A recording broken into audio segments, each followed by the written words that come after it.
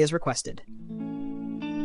Once upon a time, in a peaceful little village, there lived a boy named Rohan. He was well known throughout the village, not for his talents or hard work, but for his laziness and lack of motivation. Although he was still young, Rohan constantly put off important tasks. He spent his days daydreaming or doing meaningless things instead of studying or helping his parents.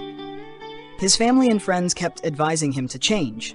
They told him that time was precious, and once it passed, it could never be retrieved.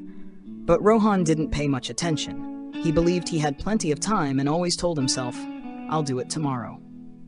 Despite repeated reminders, Rohan clung to his old habits. He didn't realize that his procrastination was wasting both his youth and the opportunities life gave him. He lived each day in apathy, with no clear goals or dreams to pursue.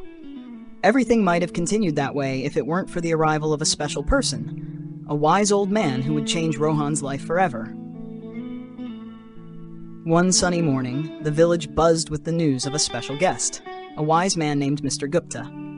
He was famous far and wide for his wisdom and had helped many people find direction in their lives. Everyone was eager to meet him, hoping to learn something valuable. The news soon reached Rohan. Although lazy and unmotivated, his curiosity was piqued. For the first time, he felt genuinely interested in something beyond his daily habits. He decided to meet Mr. Gupta and ask for guidance. Rohan found the old man sitting under a large banyan tree in the center of the village. With respect, he bowed and said, "Sir, I've heard that you are very wise. Please show me how to live a meaningful life." Mr. Gupta smiled gently and nodded. Without saying much, he calmly pulled an hourglass from his bag and handed it to Rohan. "This hourglass represents time," he said. "Each grain of sand that falls is a moment passing in your life. Once it falls, you can't get it back." Rohan held the hourglass in his hands, feeling not just its physical weight, but also the weight of Mr. Gupta's words. He began to realize time wasn't infinite as he had always assumed. Mr. Gupta continued, "Each time you delay, every minute you waste, that's an opportunity lost. Time waits for no one." For the first time in his life, Rohan felt confused, but awakened. Something within him had begun to change. After giving Rohan the hourglass, Mr. Gupta continued speaking with a calm, deep voice filled with patience.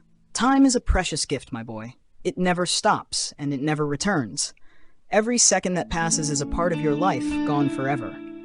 If you keep wasting it, one day you'll wake up full of regret, realizing you missed out on too many chances." Rohan listened in silence, his mind weighed down with reflection. For the first time, he truly felt the value of time, something he had always taken for granted. With a serious face, Rohan asked, "Then how can I change, sir? How can I learn to value time and live better?" Mr. Gupta smiled, his eyes filled with hope. "All change begins with small steps. First, set clear goals. Then, break them down into daily tasks. Learn to prioritize, know what's important and what can wait. Focus on one task at a time and don't let yourself be distracted by useless things." He paused for a moment, then added, "Remember, success doesn't come from luck. It comes from discipline and from knowing how to value every moment. The most successful people are those who understand that time is their most valuable asset." Rohan nodded, feeling a shift in his heart. He understood that he couldn't change the past, but he could control the present and shape his future. And the first decision he made was to start changing today. From that day forward, Rohan was determined to change. He began with the smallest steps, reorganizing his daily schedule, identifying his priorities, and making clear plans for each day. Instead of procrastinating, he started acting immediately when something needed to be done. He removed distractions, spent less time on useless activities, turned off his phone while working, and focused completely on the task at hand. As the days went by, Rohan felt himself becoming more disciplined and mature.